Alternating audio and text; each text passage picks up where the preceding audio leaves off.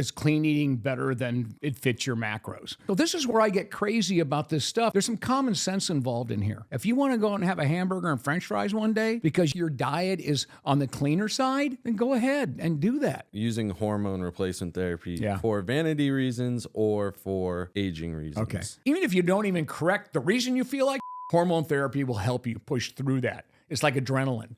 It'll sort of move you through it. And then guess what?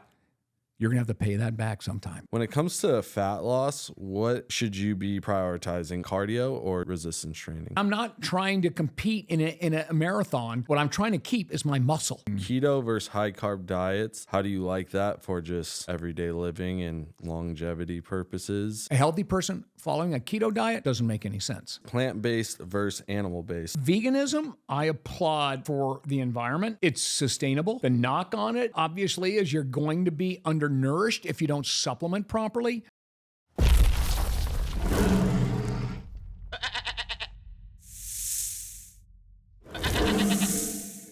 All right, welcome back to another episode of Sup Beast. As always, Zane Spruce, Neal Spruce, and today, a little bit different of an episode. We've gathered like 5 hot topics on the internet here, and we're going to get Neal's expert opinion on it. He's been in the fitness industry and nutrition for over 40 years for sure. 40 years. Give it all away here, but yeah. Works 50. with the best and has gathered all the knowledge that you could probably get, and he's going to put it all together for us for these topics, which we got is clean eating versus if it fits your macros, and then hormone replacement therapy, cardio or strength training for fat loss, keto versus high carb diets, and then our final one will be plant-based diets versus animal-based diets. I guess we'll just get straight into it with what is your opinion on clean eating versus if it fits your macros? So that's going to be, we're talking about healthy individuals for the most part here that have a caloric allotment that they give themselves. And what is your opinion versus clean eating within those calories versus anything you want, but within your calories? Yeah. Well, first of all, any time someone is looking for an answer to that question, or if they're posing the question, I always have one question back to them. Why are you asking that question? Why are you asking about is clean eating better than it fits your macros? Okay, if it fit your macros, just a quick little, so everybody on the call knows this. Fit your macros means you can eat anything within the calories that allow you to get to your goal. Yeah. Clean eating means you eat only stuff that, like, basically unprocessed food, which all food's processed, so that's another misnomer. But they're trying to eat as clean as they can within those calories. Yeah. Well, that's basically impossible on the ladder. With that. So I have to ask the question, hey, listen, is your goal to eat as clean as possible, whatever you can, without any sort of foods that are anything bad for you for your entire life? Well, then you're going to have to go with the clean eating. Yeah. Well, you're going to have to go and you're going to have to look it up every day and find out what you can eat and what you can't eat within your calories based on the process levels. And there's like 4 levels of processed foods now. I think there's a Nova score out there if anybody wants to look that up. I think one is like, first of all, there's no such thing as unprocessed food. That cracks me up. The second you take the meat off a cow, it's processed, even if you haven't cooked it yet. The second you take an orange off a tree and you peel it, you got to say you're minimally processed. Okay, so the first category is processed and minimally processed. I can read them off if you want. Yeah, go ahead. Yeah, the second one is Group 1, unprocessed or minimally processed foods. Oh, okay. This group includes foods in their natural state or with minimal processing, such as fresh fruits, vegetables, milk, meat, and fish. So stop there. So for all of everybody out there, meat in its natural state. What are you going to do? Eat a live cow? Yeah. You get or live sheep, live pig, live fish. I mean, you get my point. Right. So again, but they're just. That's why I'm like, everybody has to put everything in perspective, all the way. Because the second category is the second where you're cooking the food and then you throw stuff in it, right? You throw it could be natural herbs, any kind of seasoning. And then the third is you can the stuff. Foods, yeah, which is the category includes foods made by combining ingredients. Groups 1 and 2 often for preservation or flavor Canning, enhancement, freezing. such as canned goods, cheeses, and some breads. And the final one, okay, so this is why I ultra-processed. want to tell everybody here. The final one is the shit you eat.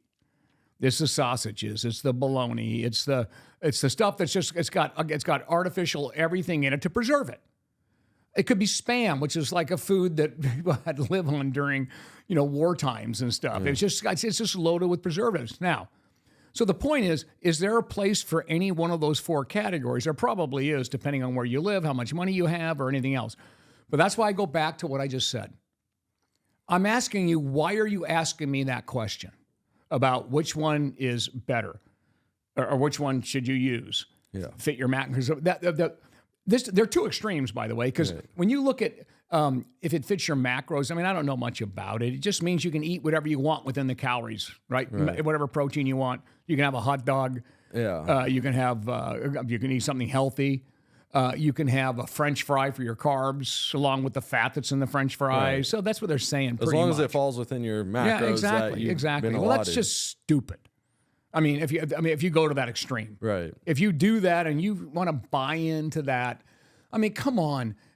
Listen. I've been lecturing, as you know, for 50 years. I've been lecturing, but and I'm talking about thousands and thousands and thousands, and you can look them up. You can see that I did 3 just the other day in one day.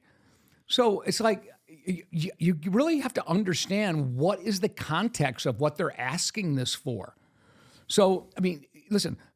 A calorie is not. We know that everything when it comes to body composition is going to be about the final answer is going to be calories in versus calories out, but it changes based on the foods you eat. You eat shitty food, you can't really have that many calories out. Yeah. You can't burn as many calories because you don't feel good. So you're looking at 2 extremes with this. So there's always a happy medium with everything. There's never. Listen, I would start with just try to be like we do here at home. We really have a really good, your mom does a great job of that because she's been around me all the time. I did that for you guys too, where we have our fresh fruits and vegetables. Okay, so that is the category 1, right? Sort of unprocessed, right? Mm-hmm. Okay.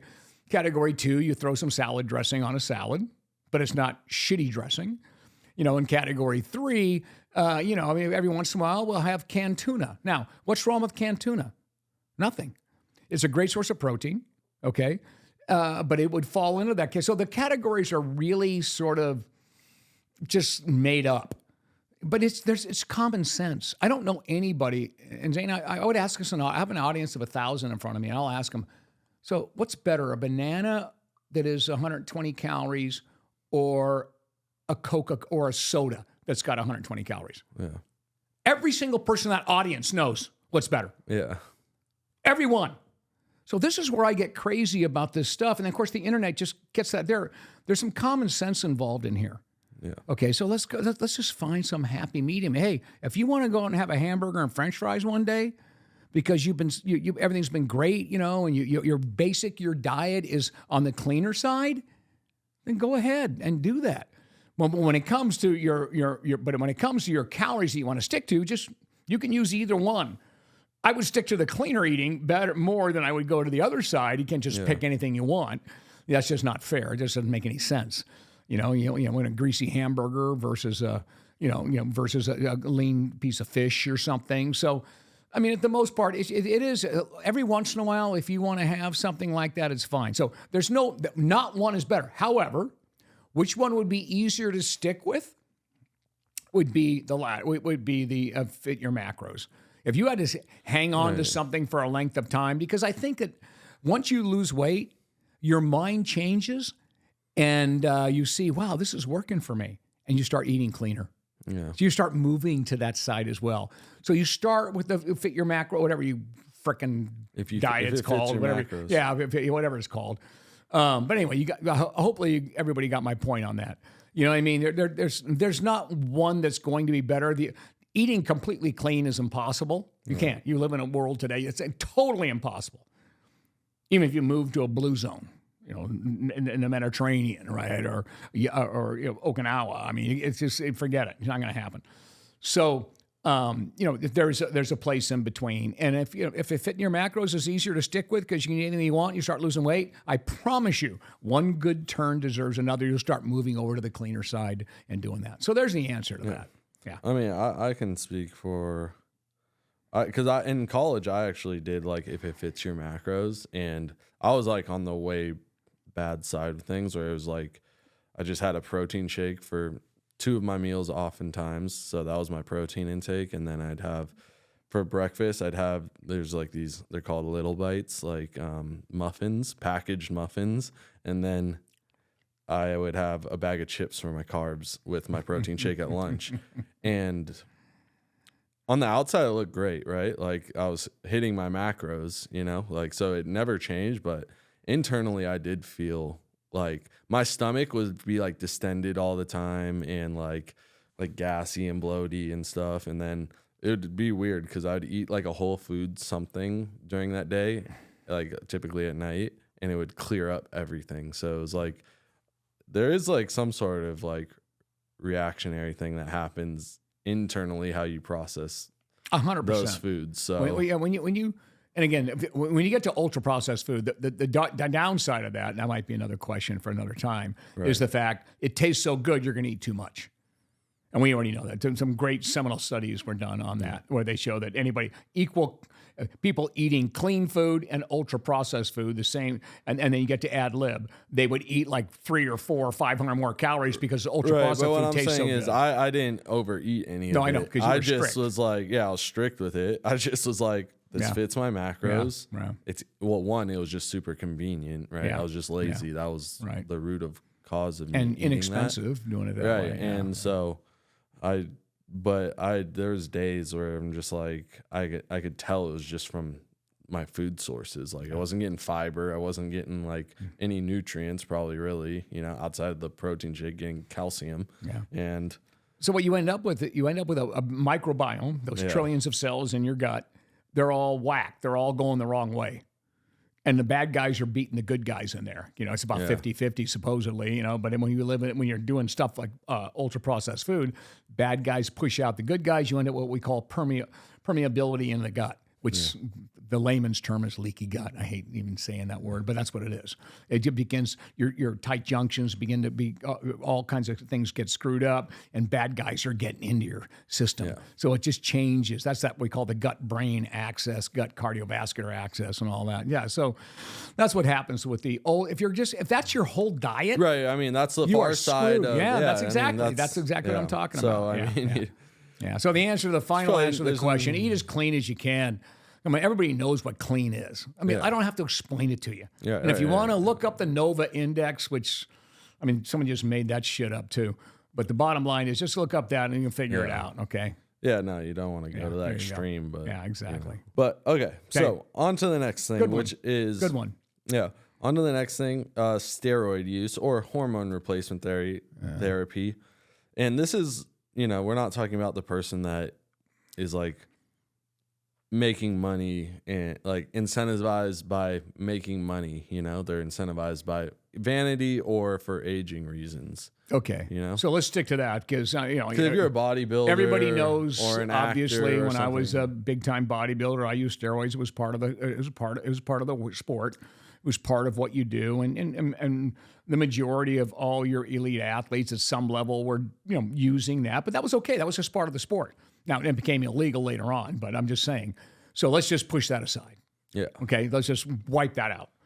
So I don't want to use the term steroid. You want to use hormone replacement? That for aging and vanity reasons? But I mean, those are steroids, right?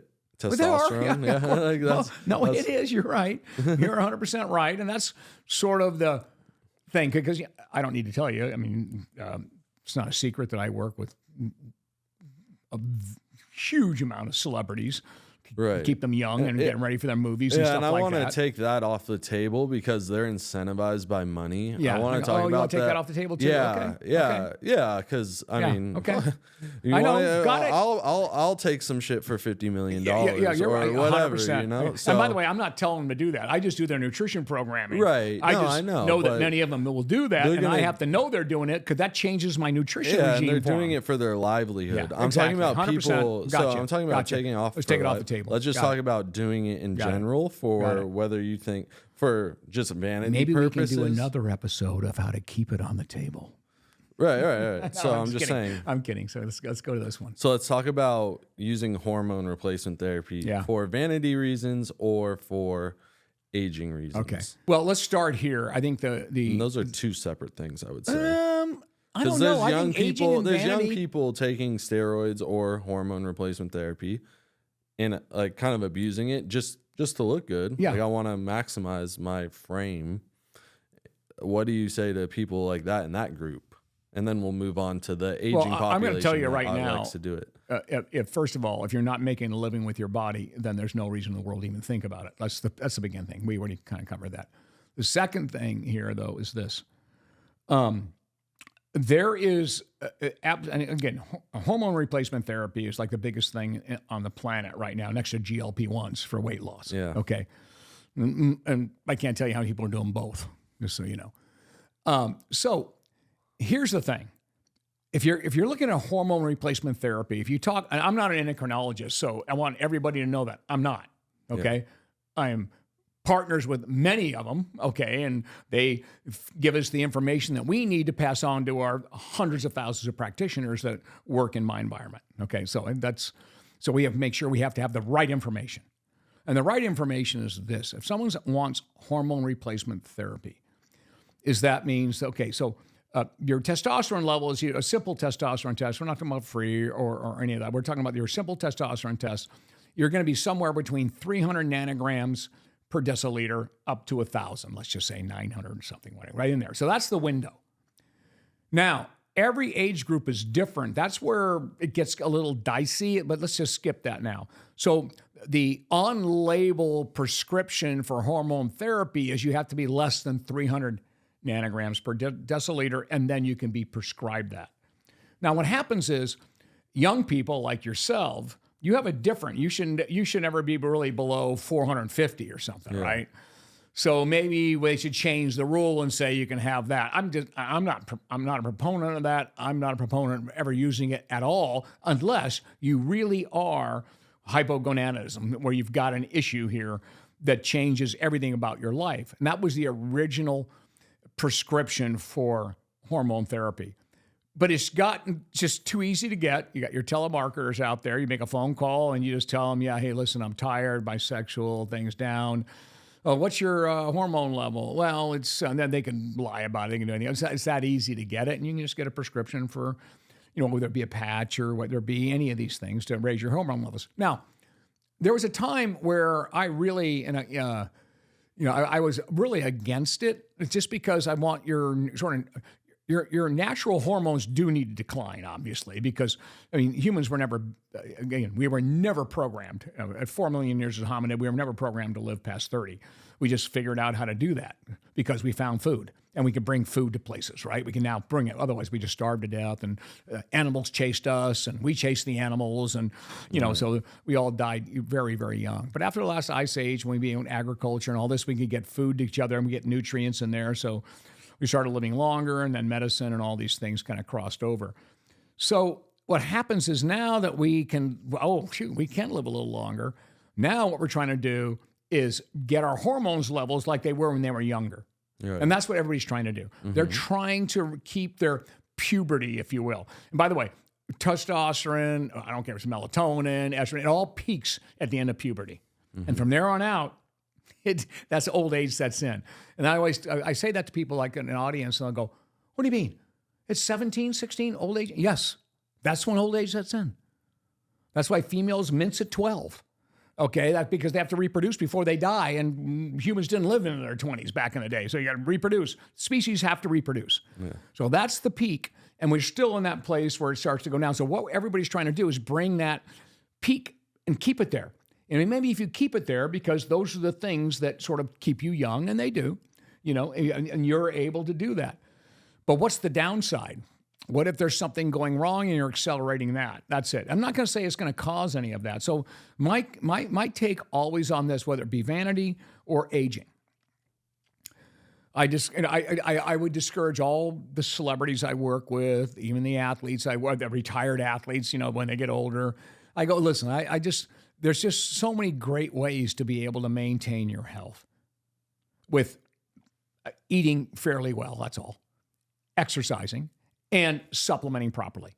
And I do a beautiful program for anybody over 40 when it comes to that. When it comes to their, all their multivitamins, the antioxidant combination, your omega-3s, creatine, 5 or 6 grams of maintenance dose, keep the muscles active. This is all natural shit. And that's what they should be doing first. Now, if for some reason you're down below the 300 nanograms per deciliter, then I think that at that point you can have that conversation with your doctor, as long as they check you regularly and you see it's not aromatizing or spreading out to other hormones and changing their levels, like your estrogen, your progesterone, DHEA. You want to make sure they're all lined up. So if you're going to use it, now, if you're going to use it, then you need to have it. And I'm not talking about some guy that makes a shitload of money selling it. I'm talking about someone that can actually read your blood work properly, so they know they got your best interest in mind. But the other part is this.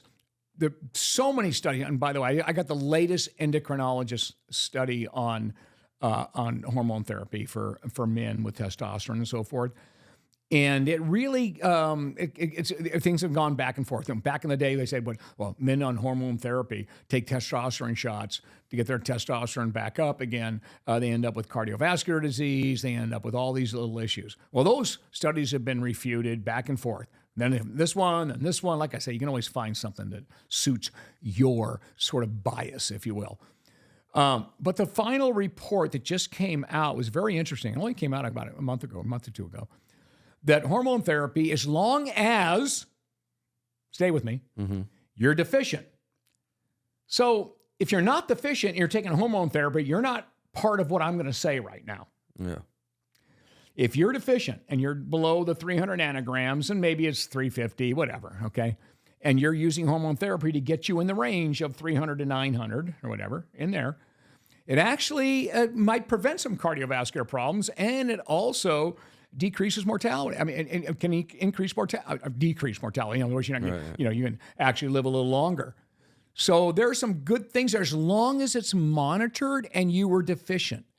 If you're not deficient, what I worry about, and I still tell all the people I work with, if you're not deficient, then using it is a little bit, it's not going to cause, like if you have some sort of cancer brewing, you don't know, because no one ever knows when it starts, right? It's a very silent issue when it starts. But this could accelerate it. And no one argues that it wouldn't if you started doing that. But it won't cause it. We're not saying it's going to cause it.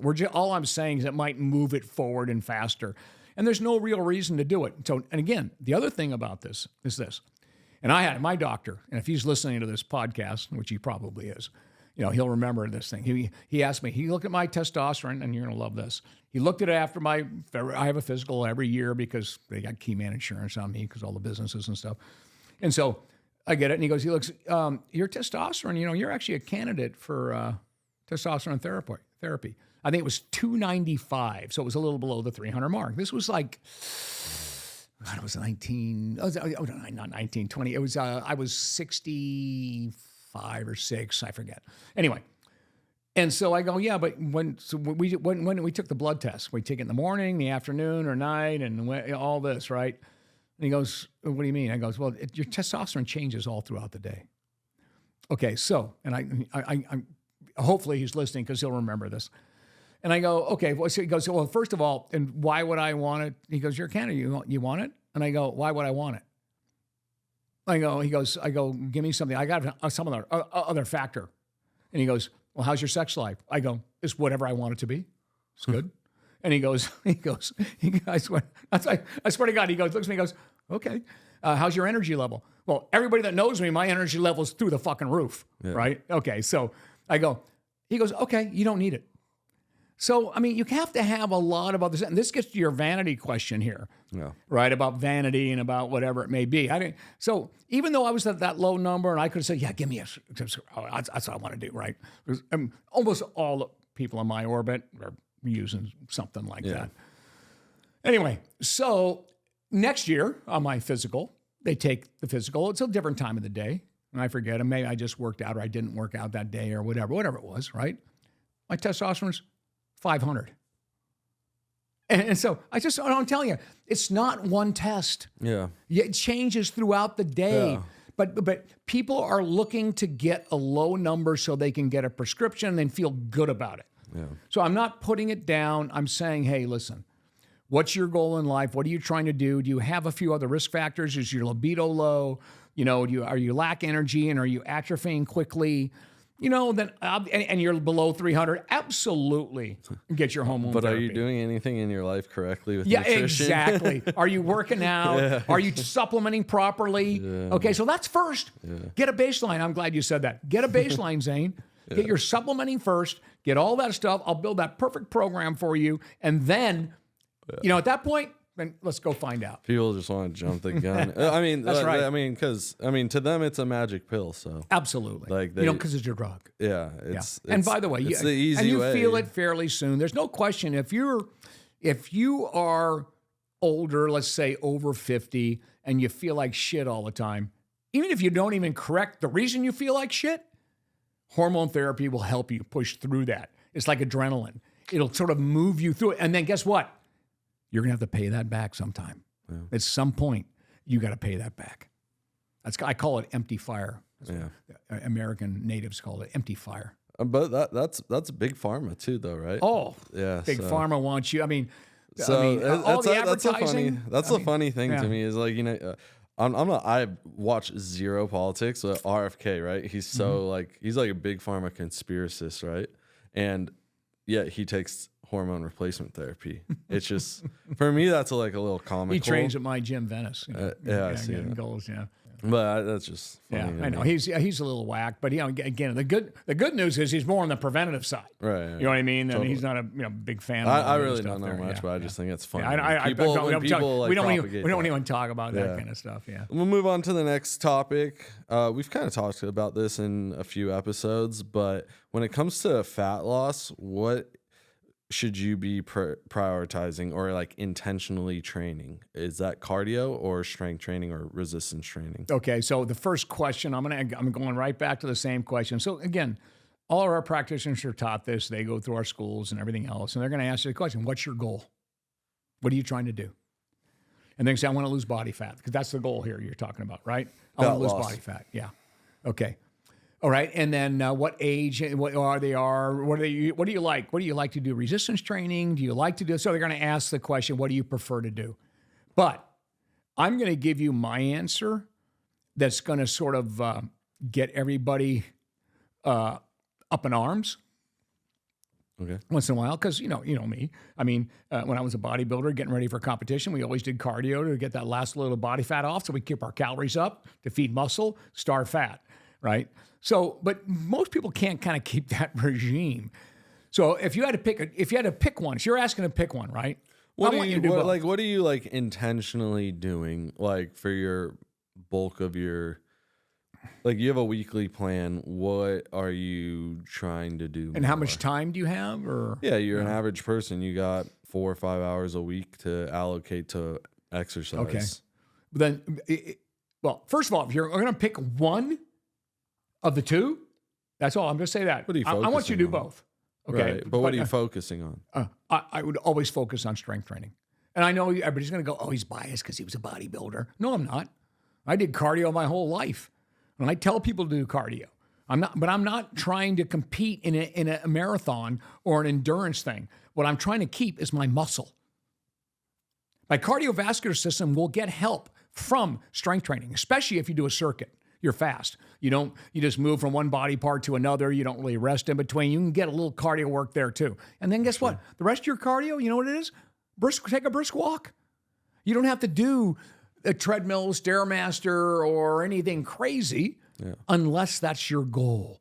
If your goal is to move body fat down very quickly, you don't really care about your muscle structure and so forth, then of course, you're going to pick cardio as the one that you would do if you were to pick between the two. Ideally, both. But I always tell people this, you would always want to do your strength training first. Get the maximum out of that. Otherwise, if you do cardio first, the only reason you do cardio first is because you're competing in an event or something. Then you would do strength training in between somewhere. Yeah. But if you're just trying to get your body in shape and the best to live longer, spend 20 minutes, 30 minutes of strength training 3 times a week, and then try to do a walk every day. That's minimal. Then you can do whatever you want on the strength training, but always keep that strength training in there because that's what it's all about today. And you already can see that. All our gyms, we've moved all the cardio out and just bring in strength training equipment now.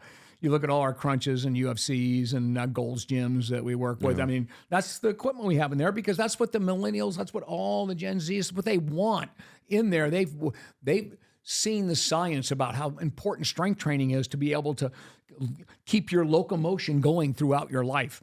Because they're watching their parents and their grandparents dying of falls and frailty because they can't move because they have no muscle left. Yeah. Sarcopenia has set in. So I always pick strength training first and then figure out your cardio along with that. And even for fat loss. Yeah. For fat loss, that's what this is about, the more muscle, you're maintaining the muscle. And what burns more calories, fat or muscle? Muscle. I think, yeah. So again, you almost 3 or 4 times more calories than a cell of fat. A cell of muscle is going to burn 3 or 4. And then if you move the muscle, it's going to burn 10 times more than that even. Yeah. Fat doesn't move, it just jiggles. So you don't change the amount of calories a fat cell burns. So those are the reasons why you want to keep the muscle, and then it keeps you want to move and you don't get frail and all that. So that's my take on that. Next one we got here is keto versus high carb diets. And we can talk about keto in the traditional sense, or you can go to the extreme, which is carnivore too.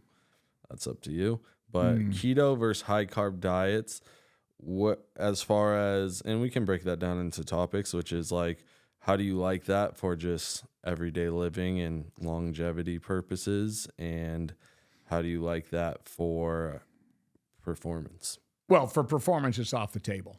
No elite athlete does a keto diet, but just stay with me. So the history of keto, it goes back to, it's a clinical diet. It's about 70%, 80% fat. And the original keto diet, they didn't care if it was saturated or unsaturated. Protein was like maybe 20%, and then carbs were pretty much non-existent. They would say, take your 50 grams of carbs a day or whatever, and that puts you in ketosis. And so the reason for that, so epilepsy works for that. There's some other clinical things it does, even metabolic syndrome. It works for that as far as bringing down all of the comorbidities that go along with those things. And then you also have just recently multiple sclerosis. A keto diet has been very powerful in helping those people that have severe multiple sclerosis. There's a lot of drugs out there now that take care of that. But this is one that does. And the myelin sheath, they actually get it to where it's not attacking, the immune system's not attacking it. So it's a clinical diet in the sense it was created for that, and it still works clinically. A healthy person following a healthy person following a keto diet doesn't make any sense.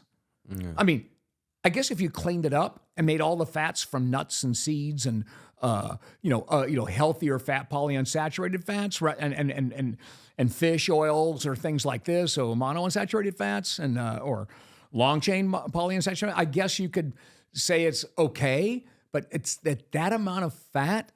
And by the way, the typical keto, they don't care if it's saturated or unsaturated. Yeah. So long term, it's not going to be good for any healthy person, or certainly, take the athletes off the table. There's no athlete that follows a keto diet. And I mean a true keto, because there's basically no carbs. You got 20% protein maybe. So your protein's even too low for an athlete. 1 gram per pound of lean body mass is what you need. You're never going to get that on a keto diet. What they're saying with that, unless you're eating 5,000 calories a day, and with that much fat, you're going to be freaking have a heart attack in no time. So the keto diet makes sense clinically. I would say that, and I know that it can also clear up something. It's actually a pretty good weight loss diet. And I'll tell you that because it can initiate the weight loss. The good news, no one can stick with it very long. So they will get off it. So if it kickstarts your weight loss, good for you. I'm all in. You're all good. No reason you can't. It's not going to kill you. It's not going to be, but if you did it for a lifetime, yeah, you're definitely going to die early. If you did it for life. Now, no one can do it for a lifetime. I don't think anybody on the planet's ever done it for a lifetime. And then you get to the carnivore stuff, and that's just plain junk science. So I think we debunked that. Yeah. I mean, that's just plain. I mean, really, there's no such thing as an age-related human diet that made people healthier. They found food that created their brain. I think we had this whole conversation before. Yeah, which is obviously the meat that allowed the brain, the omega-3s, from being able to catch fish, and now we can make tools and we can keep going and all this kind of stuff. So the brain developed. I mean, all these types of things, and every evolutionary scientist kind of knows that. So that diet, I mean, it's like you didn't get much meat, even those carnivorous diet. We're talking like maybe 30% of your diet might have, if you were lucky, you caught an animal, or you got enough to feed. So you're the hunter, your spouse and the rest of the family are the foragers. They're bringing in the plants. So they were always combined. We're omnivores. We evolved to be omnivores. Whatever's available to us, we adapt to. It's amazing how humans adapt to their habitat, which is why we're a pretty successful creature at this point. Of course, we're going to kill ourselves over the next few thousand years as our footprints just eating up the planet. But you get my point. We figure out how to get around these things, and our whole intestines, our whole GI tract adapts to whatever diet we eat. The carnivore diet, and what's the other one? There's another one out there like that, right? The high protein one. I thought it was just keto and just carnivore. Those are the two. Yeah, that's just again, keto, pure keto on the clinical side. Use it under medical supervision. Get off it if you can. If you have to stay on it because of epilepsy or something like that, then you definitely want to stay on it. But for a weight loss, second part, if it kickstart your weight loss, because it's easy to follow for you, because you do. You know this, I had to get a very famous person in shape, as you know. I mean, he had, bottom line is I had 3 weeks to get him into, and this is a good story here for everybody. 3 weeks to get him, would have taken anybody else 6 months to get him down that fast. I put him in ketosis, just locked him in. Basically he was drinking an amino formula, right? With the aminos that just trigger muscle protein synthesis, and some protein 5 times a day in food sources, pretty much 0 carbs. I didn't even give him 50. And I knew he would pass out on the 3rd day of that. Yeah. Because you're going to go into ketosis. There's no glucose getting in the brain, but your brain can function on ketones. That's the amazing thing the liver can do. It can convert other foods to energy source, because the brain has to have a source. And that's why you get dizzy when you're on a high protein diet, and you get lightheaded when you're in ketosis, because you're functioning on a different energy molecule, which is a ketone. When you're getting it from carbs, you got blood glucose always coming there, because carbs, when they break down in the Krebs cycle, there's an oxaloacetate area there that produces it, so you can get carbs in there. If you're only burning fats, it goes into the Krebs cycle for you to burn energy, and it only releases the ketones. So it's a completely different molecule that you survive on. So I told this guy, I go, okay, so I want to make sure paramedics are on the site, because you're on your 2nd hour of cardio that day, you're going to pass out. And they have to revive you, because you're going to go into ketosis. Guess what? And when you wake up, you're going to be in euphoria, and you'll be able to, for the next 2 weeks, live on what I'm feeding you. And the rest is history. It's one of the most famous movies and everything else. So I got him there, and they did the shoot, and it was unbelievable that we got him ready for that. So I'm just telling you, there's times when you do it, and because it works. If it kickstarts weight loss for somebody, then so be it. A means to an end, but not necessarily. You can't live on it. Yeah, you kill yourself. Ultimately, what would you say is what is inherently wrong with, not wrong, I guess, but what is inherently the issue with wanting to or being able to stay on a keto diet for the fat. Yeah, if you're going to go ahead and just use saturated fats and so forth, you're going to die. Anything your in cardiovascular your disease. Yeah, if you were on it for 30 years, seriously, a high fat diet like that, I don't think anybody's ever been on it for that long. Then you're going to end up with cardiovascular disease. You're going to all the things that saturated fats if you're using saturated fats. You could probably substitute them a little bit. But I mean, there are no long-term studies that many on keto diets because there's probably nobody that's ever been on one that long. But again, clinically, it works for certain situations, and maybe then they can stay on it because the doctor's giving them, their attending physician is giving them sort of the right fats during that. And I don't know the answer to that, if that's really happening. But on the regular people, it just makes no sense. Right. I mean, for long term. Yeah. For weight loss, to kickstart it, I'm okay with it. Yeah. What do we say? The weight loss trumps the method. Very good. That's right. All right. So. And the health benefit from weight loss trumps the method of the weight loss. Yeah. Perfect, Zane. There we go. Very good. Go check out that episode, Weight Loss Plateaus. Yeah. All right. We're here. Final one we got is plant-based versus animal-based. So kind of going other direction here with, plant versus animal. So what do you like about, if there's anything you like about plant-based? Well, let's start. Let's rename it. And I want everybody. Animal-based is a normal diet. Okay. That's I want to rename it. Not plant-based versus like carnivore. I want to make sure everybody knows. If you look at when I say plant-based, for me, my diet's pretty much plant-based, even though I'm an omnivore. Stay with me for a minute. You don't understand what plant-based doesn't mean. It's all plants. I think we're talking about vegan or vegetarian. That's why I want to do it. That's why I'm doing it, Zane. That's why I'm glad you're saying that, because I want to break it out that way. Plant-based diets, 2/3 of your plate's probably going to come from plants, and even if you're a meat eater like me, right? I get 170 grams of protein a day, and it comes from animal shit, right? So again, that's definitely an omnivore, but the rest of my food is all fruits, vegetables, and that kind of stuff, and some grains. Anyway, let's go back. All right. Vegan versus omnivore. Yes. Okay. Omnivore, for everybody that doesn't know what an omnivore is, you can Google it and find out. We eat everything. And we get meats, we get fruits, vegetables. So we have plants in there, and we have regular meat from animals. Okay. Vegans get everything. That means you cannot eat anything that originated with any species that had a face on it. Right. Period. And by the way, if you're a true vegan, you can't even wear clothing that actually came from an animal with a face on it. You can't have honey. Right. What's that? Can't have honey. That's right. There's a lot of things you can't do.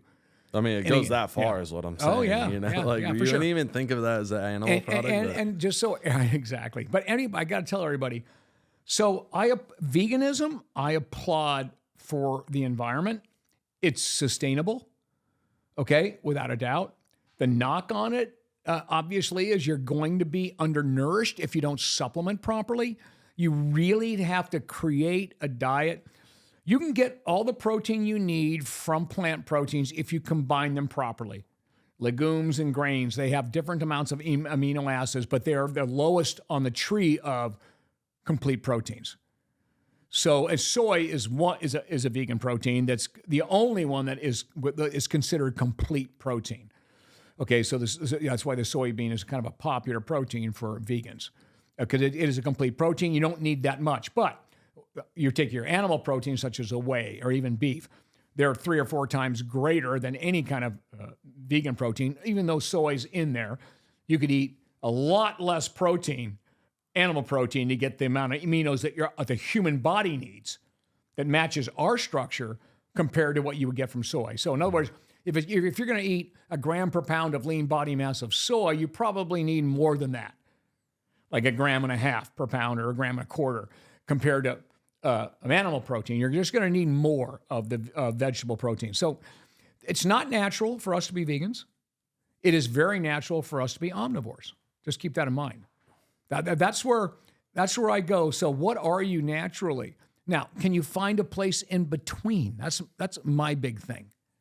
No, you can't. If you are all about the environment, then you're going to be you're going to be vegan. That's the smarter way to go. All right. But you just got to do your homework. You need to supplement properly. Okay. Yes. Are vegans healthier than your typical omnivore? If you did a studies, and I've seen them all, right? Well, guess what? Your typical omnivore is a fat fuck. Because 70% of the population's overweight. They eat shit.